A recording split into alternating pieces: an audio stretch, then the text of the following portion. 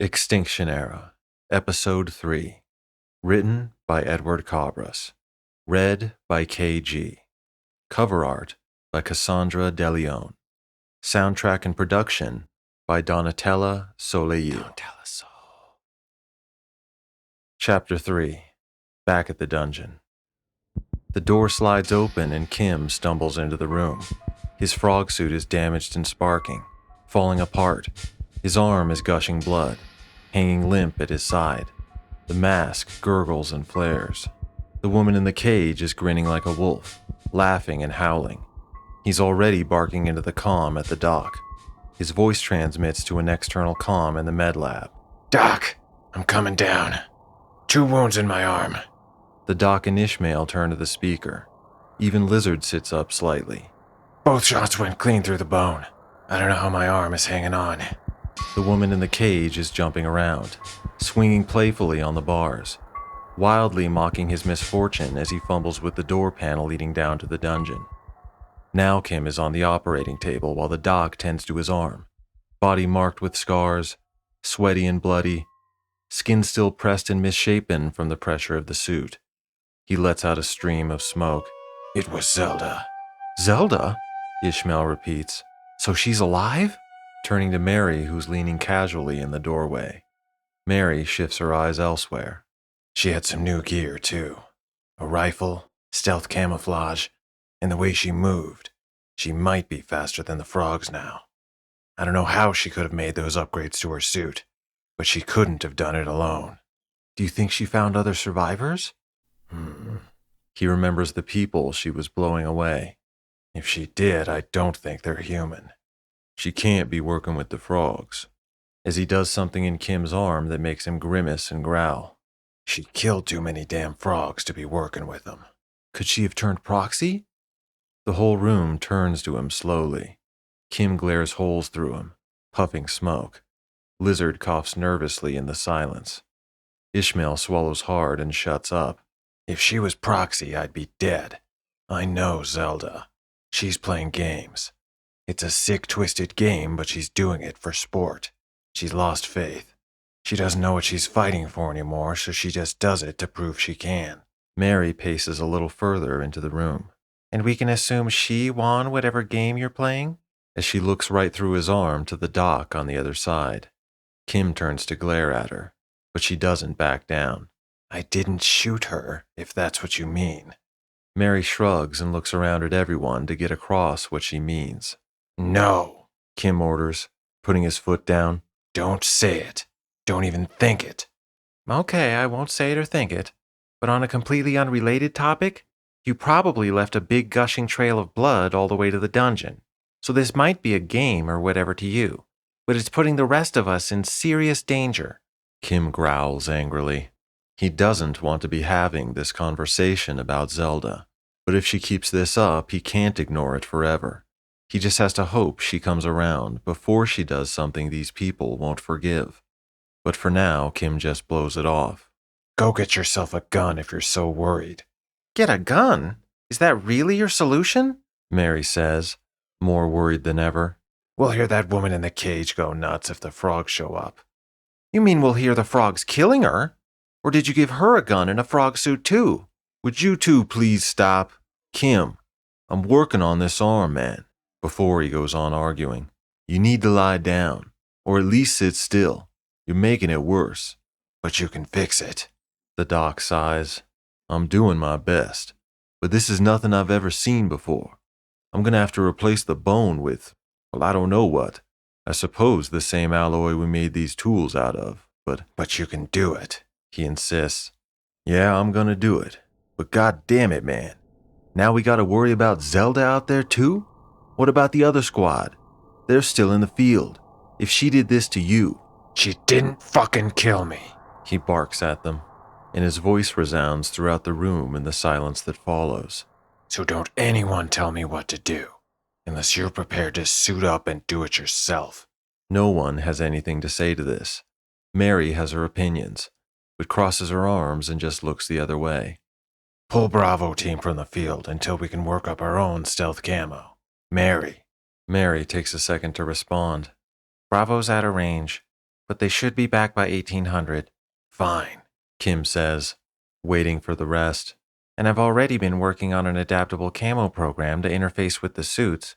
I can use your suit to start testing it, work out the kinks. She sighs at the pile of junk on the floor. After I fix it up, I guess. You guess? Mary clears her throat, but doesn't come back with any sass. I'll have your suit good as new, don't worry. And what about you? He shoots a look like the barrel of a gun at Ishmael. Huh? Starting to sweat. Ishmael can help me out in the workshop. Come on, buddy. Trying to get them both out of there. You're a mechanic? He wants to know. Ishmael's eyes dart to Mary for help. An engineer? Ishmael looks down at the tubes of food paste in his hands. His only meaningful task so far. He's a social scientist and a quick learner. He can... A what? Shaking his head. He's... Kim cuts her off. Quit talking for him. He's slept long enough. He doesn't need you taking care of him anymore. What the hell's a social scientist? You work with implants? Ishmael hesitates. No. But you work with tech. Hardware? No. You're a programmer then. What? We've been over this already.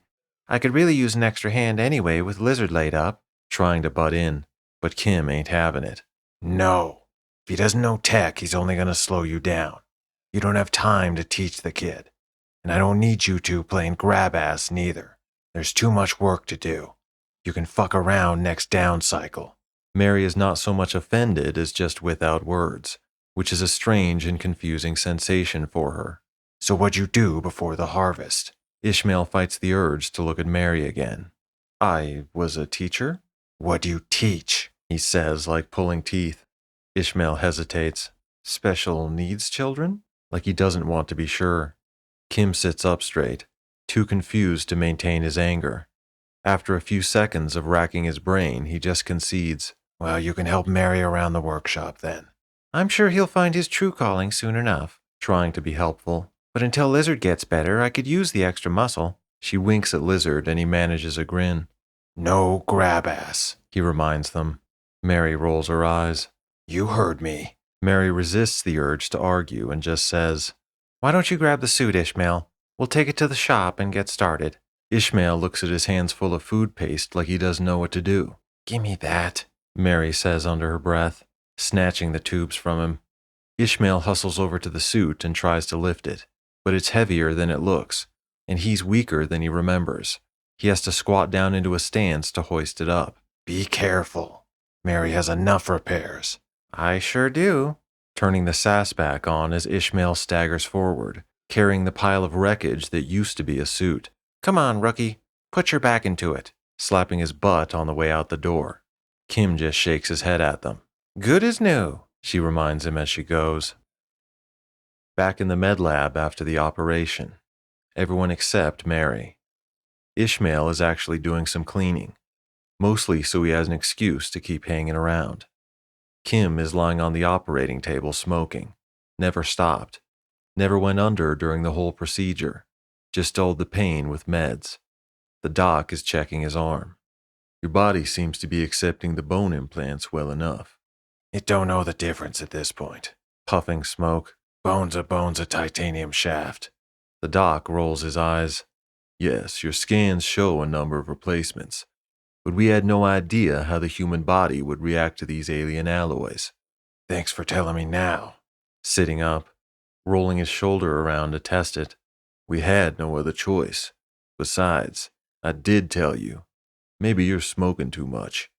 What's too much of a good thing? Still smoking. I know this alien medicine is highly refined. Coughing at all the smoke. Removing his glasses to wipe away the fog.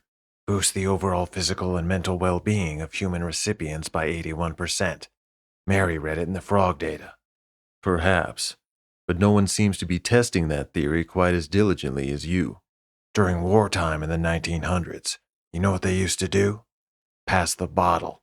Well, whatever you do, please don't start in on that. And I suppose a medicinal herb is better than the tobacco you asked me to synthesize before. At any rate, it'll be at least 4 to 5 Earth days before you'll be able to head out with that arm. That long? The alien medicine in topical form is causing your muscle and tissue to grow back at a highly accelerated rate. but you won't have full function again for 4 to 5 Earth days, he stresses, It's a little stiff, but I can move just fine. testing it out for the doc to see. You say that now, with enough meds in you to lie awake during surgery. But it's not the same as being out in the field. You need rest if you want to heal. What about the frog suit? That ought to triple my physical capacities at least. The doc shakes his head. That'll just cause unnecessary stress during the healing process, and you might injure yourself further. So I'll take some extra meds into the field, as long as it doesn't fall off, or as long as I pick it up and bring it back here if it does. The doc groans. What do I have to do to get you to rest up for a while? When's the last time you slept anyway? I've slept. You didn't even sleep during the procedure. You stay up smoking that medicine for cycles. Yeah, because there's a lot of people dying every cycle, every second. And the more people die, the smaller our chance of survival is. The doc sighs, while everyone else is just trying to find some small comfort to get them through to the next day. Kim is trying to win a war. And how do you argue with him? He might be a domineering asshole, but at the same time, he's the most selfless person here. His entire existence is a never-ending series of risks to save other people's lives. He expects a lot out of the rest of them, too much, but he demands even more of himself. No one is more determined to see them survive. It's a strange form of optimism that's not so much infectious as it is mandatory. I understand that, Kim, and I'm not here to argue with you. But think about the rest of us, the ones who are here now. We're all working hard, and most of us aren't soldiers. Certainly not with the experience you have. We've all been following your lead so far, and we don't intend to stop.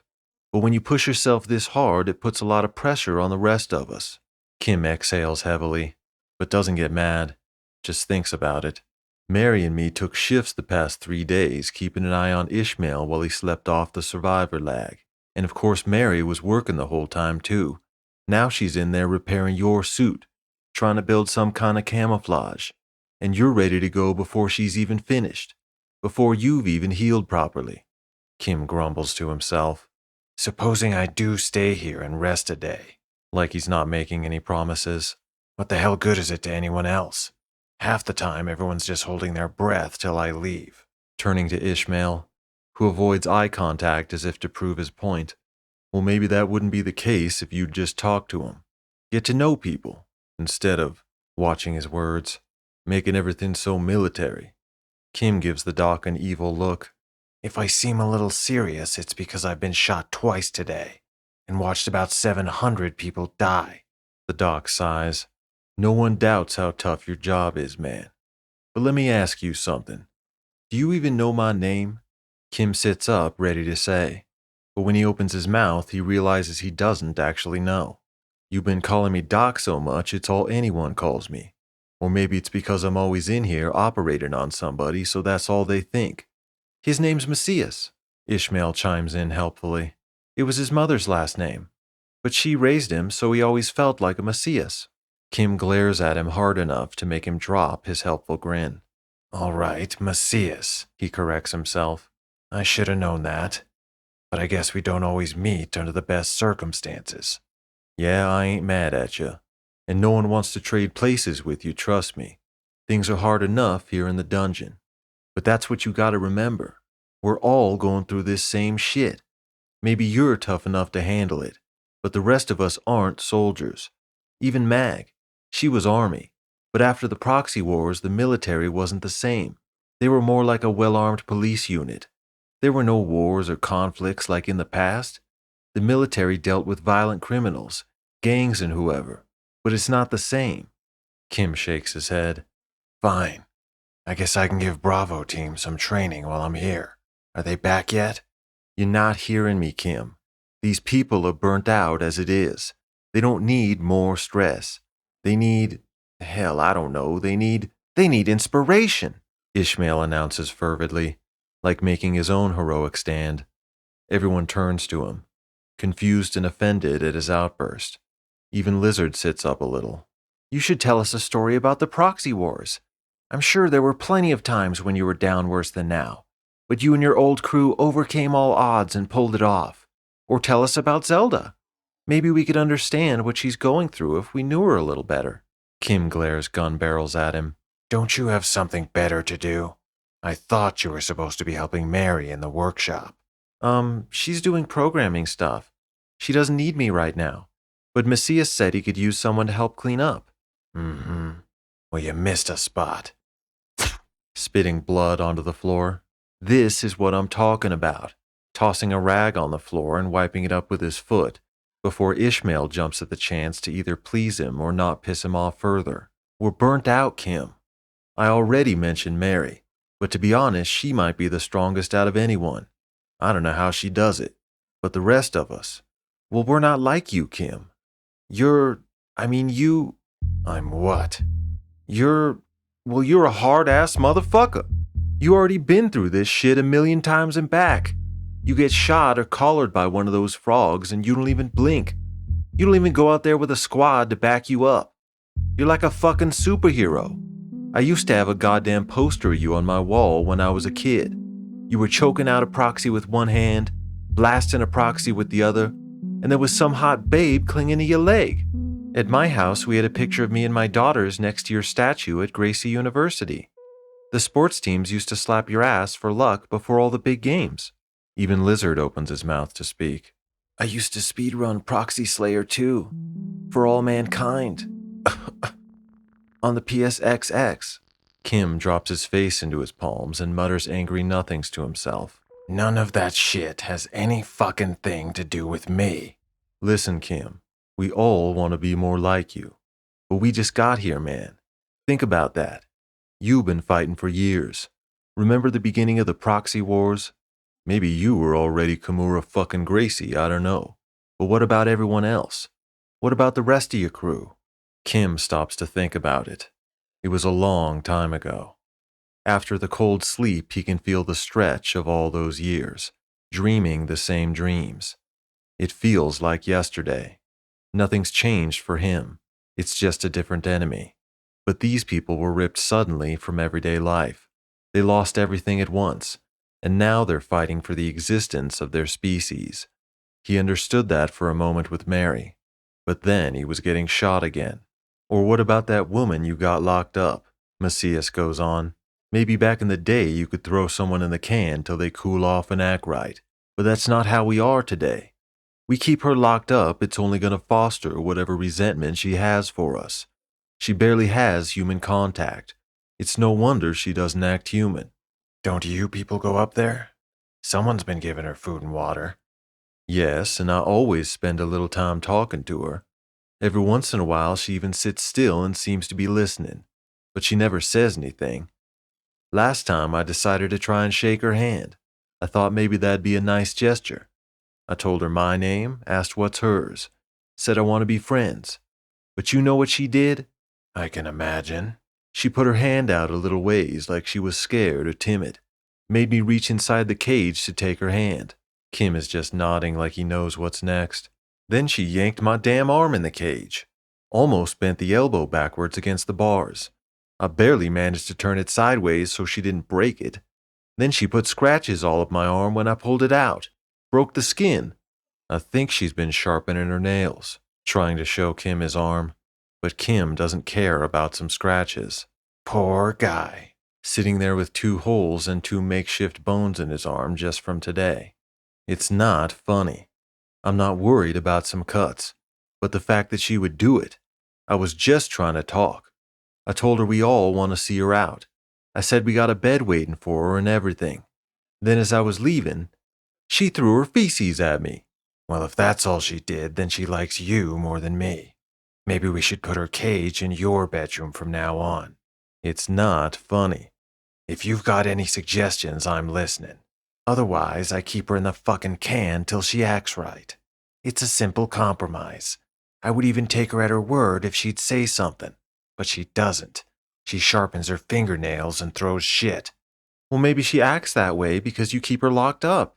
I mean, that's how animals get too. You come to the cage and they growl, try to attack you because they want out.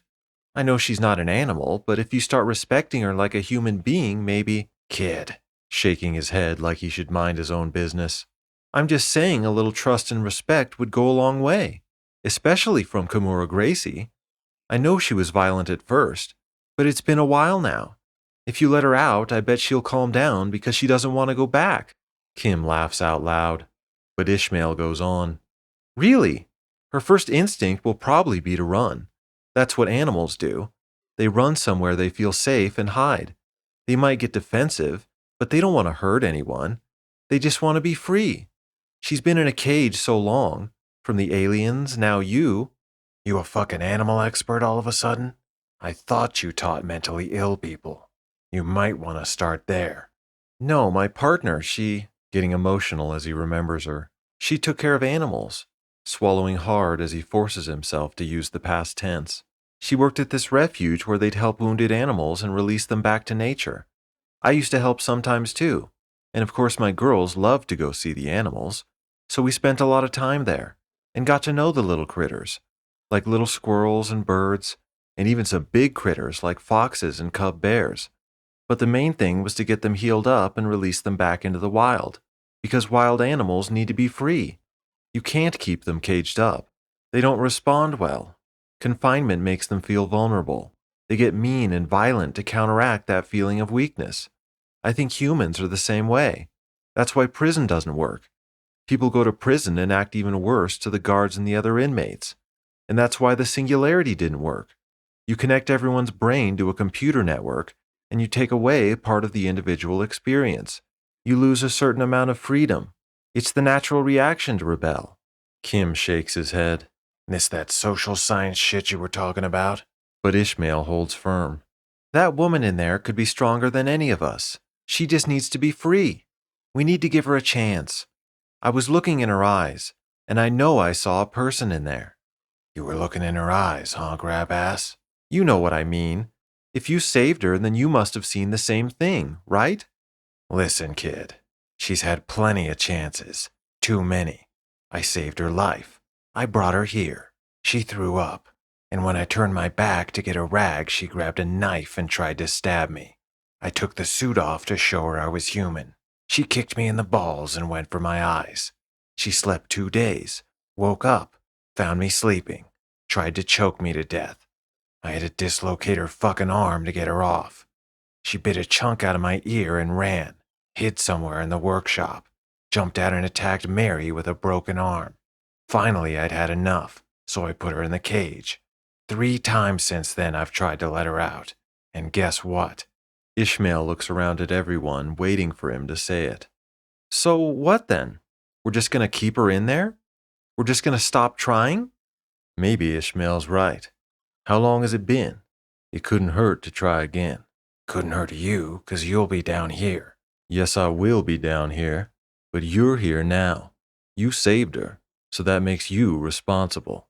What kind of anime bullshit is that? Whatever happened to, I saved your life and now it's up to you to make sure I don't regret it? Well, something needs to be done. I didn't think Kimura Gracie was one to pass the buck. Don't give me that shit.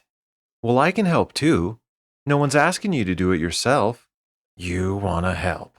Like he's about to tell him exactly where he can shove his help. Yes, I do.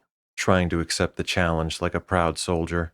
It may seem silly to someone like you, but I think communication and trust are important healing tools, just like medicine and rest.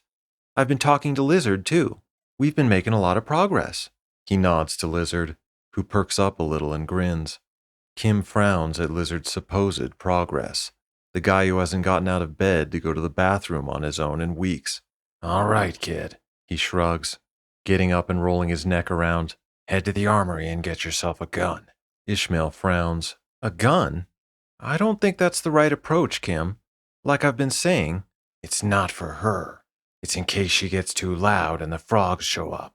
Ishmael hesitates, watching Kim throw one of those frog robes over his shoulders. Don't try getting into that damn frog suit, even if Mary has it ready. You exert yourself in that thing, you'll end up right back on this operating table. I'll just wear a dark robe and the mask. Why the mask? Like I said, the frogs might show up, so one of us better be a frog. They'll see her in the cage. You escaped with a gun. It'll give me just enough time to stun them and rip their hearts out. Pulling the hood over his head, Ishmael stiffens up. having second thoughts now. Maybe I should wear a suit then. I mean, you can't 'cause your arm, but One frog to a room. They don't visit or sit around chatting. They're all the same brain on a network, and they don't fuck, they're asexual. Here. shoving some folded up cloth at him. Is this a dark robe? Unfolding it to see. It's a fresh towel. You heard the doc. She's messy. The woman is doing pull ups on the cage bars when they walk in.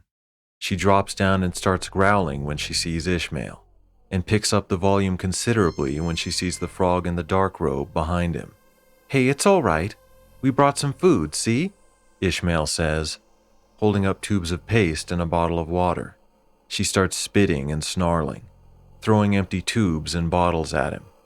Ishmael tries to block the projectiles with his arms, but takes a bottle to the head. Kim seals the hatch to the dungeon, leans against the wall and pulls his gun, starts spinning it on his finger.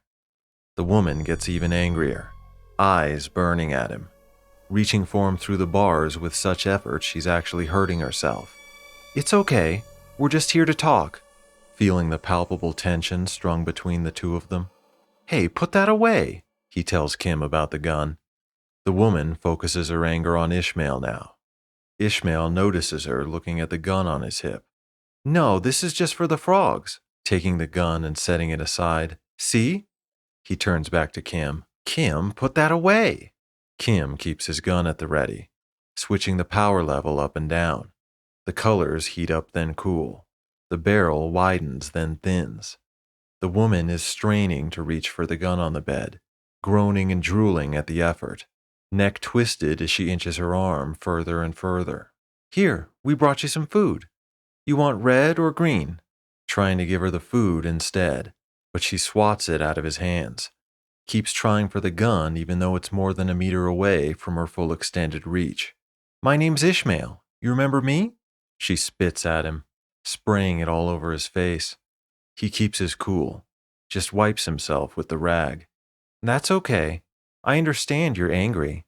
She screams at him, eyes wide and wild like he can't possibly understand. But Ishmael is still undeterred. I'd be mad too if they locked me up, especially after the aliens did the same. The last place I'd want to be is another cage.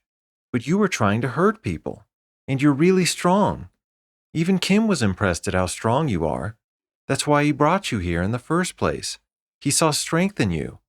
I think that's a real honor. You know who Kim is, right? The woman bellows with rage like she knows exactly who he is, reaches for a dried up hunk of shit and hurls it across the room at him. Kim quickly switches the gun to low power and blasts it out of the air. This only pisses her off more, and when Ishmael turns back around, she splashes a big handful of soft wet shit on his chest. Ishmael holds his hands out like he's afraid to get it on him, but it's already all over. The woman just laughs. This is the most human noise she's uttered, expressing the honest, heartfelt joy of splattering her fresh shit all over a kind man who's trying to be her friend. Ishmael again tries not to react, just wipes it off with the rag and does his best to ignore the smell invading his nostrils, the wet, sticky heat on his chest. Please, Ishmael says, we want to help you. She growls and glares at him like she doesn't believe. I know you can understand me. Even this act you're putting on, and the way you mock me, it proves you're an intelligent, thoughtful person. She falls down laughing and rolls around on her back. See, you're doing it right now. Please, we want to let you out of the cage. She slows her laughter and stands up, eyes him questioningly, and then turns to glare at Kim as she starts digging at the lock. Yes, we want to let you out, but you have to talk to us. We have to be sure you're not going to hurt anyone. When I first got here, I made some mistakes too. I felt so confused and out of place. I touched one of the women when I shouldn't have. She blows air through her lips like a hysterical monkey, then puckers up, smooching and pressing her body against the cage. The others put me in my place real quick, but I didn't get mad, because I understand things are really tense here. It's important that we all feel safe around each other. We can't be looking over our shoulder worrying about one of our own when there's so much to worry about in the first place. That's the whole reason for the cage, and we want to let you out. That's why we're here. But you need to talk to us so we can understand. We can't help you if you don't tell us what's wrong. She growls again and lunges at him. Like whatever the problem is, it can only be reconciled one way. Ishmael falls back to avoid being grabbed, but she's not going for him. She's using all her strength and energy to claw and grasp at the air between her and Kim, like she might grip the fabric of space matter and pull the whole universe closer to get at him. Like she doesn't care if it kills her. She'll dislocate her arm. She'll bide her time in a cage. She'll do whatever it takes. Kim just stands there adjusting the power of the gun, spinning it on his finger. He gurgles something in frog speak. His eyes fade in and out of warm, hazy shades. She rattles the cage with all four limbs. He spins the gun one way, then the other, then holsters it. She barks and growls like he doesn't have the guts. He extends his hand again, but without the gun.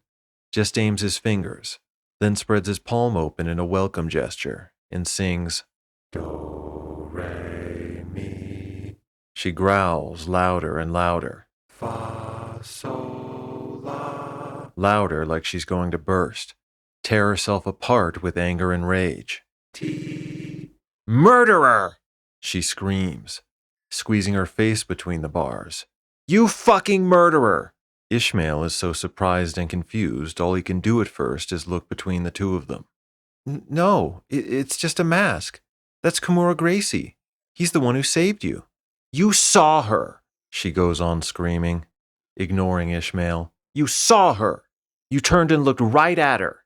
I saw your fruity fucking eyes light up. You looked right at her. Kim just gurgles and shakes his head back and forth. Quit hiding behind that fucking mask. Kim disengages the mask lock. Pressure and gas start leaking out. The woman gets even louder and more irate as the mask starts to open. You could have saved her, but you let her die. That's the same as killing her yourself. Who? Ishmael wants to know. Who are you talking about? But the crazy woman doesn't answer. Instead, she continues to scream. Murderer! Who are you talking about? Maybe we can help her if you just slow down and... You, she snarls, chest heaving as Kim's face appears through the cloud of gas. You know what I had to do? You have any idea what I had to do? Kim keeps his arms crossed and just glares back. What do you think the chances are that we'd be right next to each other after this long? After all that shit? Dragging us out for tags, and shavings, and showers, and tests and beatings? Getting shuffled and reorganized and shoved back together every time some bitch couldn't take it and croaked? You can tell us.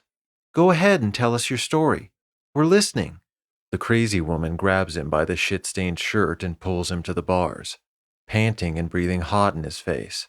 Whenever I got separated from her, staring into Ishmael's nervous eyes, I'd do something stupid, something to deserve a beating, just hoping that when they were done with me, I'd get shuffled up somewhere close to her again. Ishmael swallows hard. Didn't always work, she says with an expression so serious it borders on psychotic. But it was the only way for sure to get moved around. So you know what happened when it didn't work? She says with wide, screaming eyes. Ishmael has a pretty good idea, but he lets her say it. I'd do it again, and again, and again, and again, and again, shoving Ishmael to the ground. You think these are tattoos?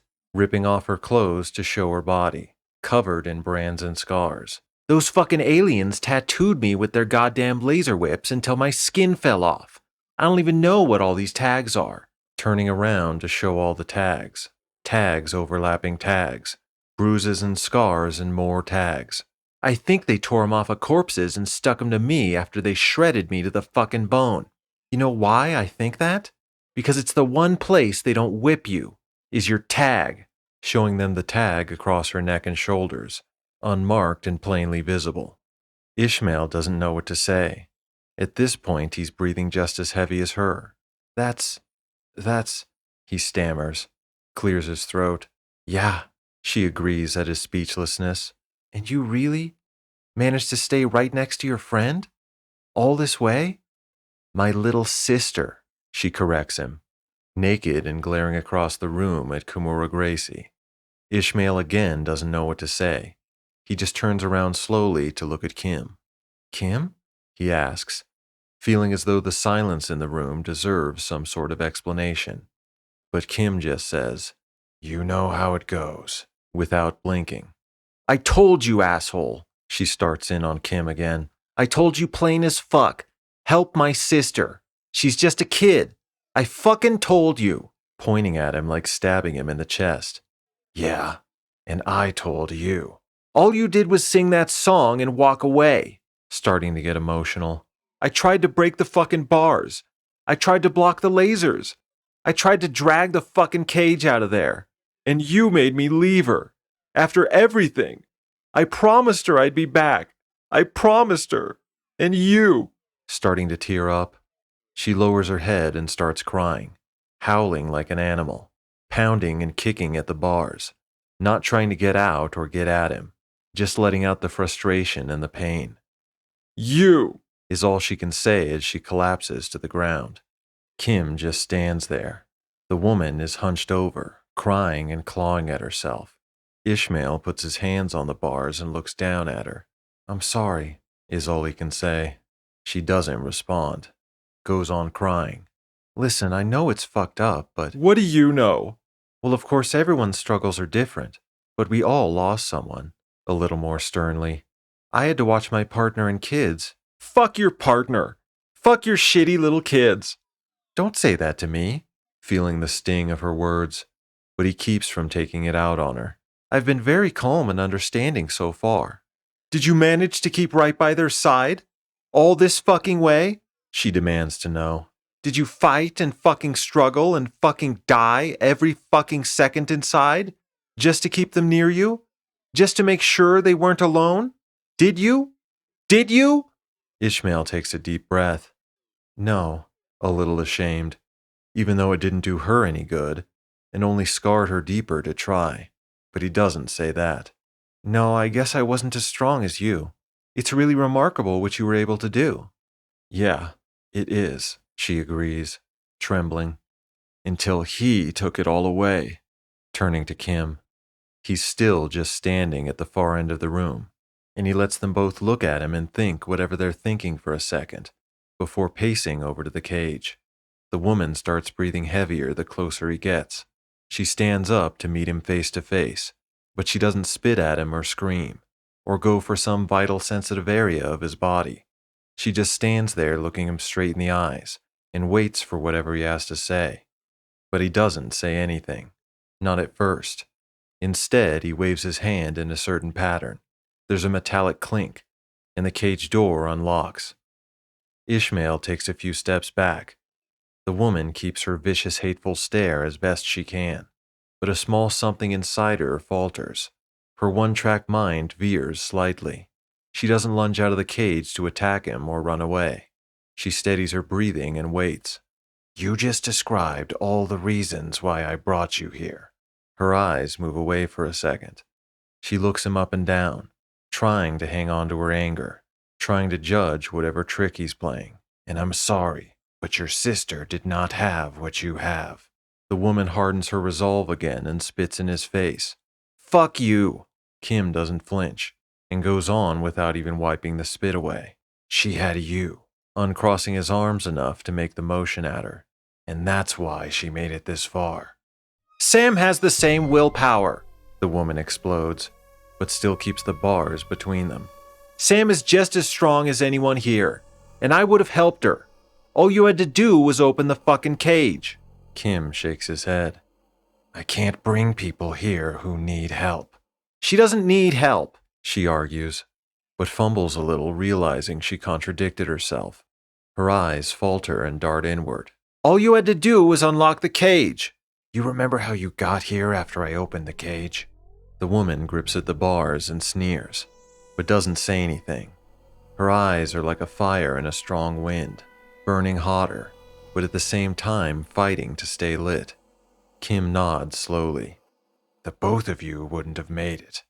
The woman turns scornfully towards her own shoulder, opens her mouth to say something, but just snaps it shut and grinds her teeth. She wants to scream at him and argue, but only because it hurts so much, not because she really believes it. She slams the cage door back on itself, slams it hard just to do it. Then she turns around and stares at the wall, wipes her nose, tries not to sniffle or moan. "Just get the fuck out of here," she says with her back to them. "I don't want to look at you assholes. Lock the cage again. I don't fucking care." Ishmael just looks at Kim, doesn't have anything to say for once. Kim takes a deep breath and exhales, grabs the cage door and opens it wide. The woman tenses up but doesn't turn. "When you're ready, put your damn clothes back on and come down to the dungeon. You got a bed waiting, a room to yourself. We even have hot water." She glares partway over her shoulder at him. "Go see the doctor. Let him do a checkup even if you feel fine. He didn't get a chance the first time." The woman grumbles something but doesn't confirm or deny or take her eyes off the wall. "You got a name?" The woman breathes heavy, clears her throat, but doesn't say. Well, think about it. Because from this point on, you decide who and what you are. The past doesn't control you. No one's asking you to forget. But feeling sorry doesn't bring back the dead. We've all lost our sisters and our brothers, but there's no going back for them now. You gotta move on. That's the best thing you can do for the ones you've lost, is keep living. Make sure they didn't die for nothing. Because maybe you wouldn't be here without your sister either. You might have given up. Or maybe you wouldn't have stayed hard that one day you were feeling sick. And that's it. You got too weak and died in your sleep. But that's not what happened. Your loyalty to your sister kept you strong, kept you alive. Don't dishonor that loyalty. A lot of people died out there. More than half our species is gone already. You survived. Don't make it for nothing." Making his point and then turning around to leave, she stands stiff and frowns, pretends not to hear his stupid little speech. Ishmael is still standing there when Kim gets the hatch open. Before he leaves, Ishmael says, "It was nice to meet you. I'll see you soon," then turns around to go. "Don't forget your gun," Kim hollers back at him. Ishmael turns to the gun on the bed. "Oh," he grins awkwardly, glances at the woman who might have used it to kill them, then snatches it up and hurries after Kim. To be continued in the next episode of the Extinction Era.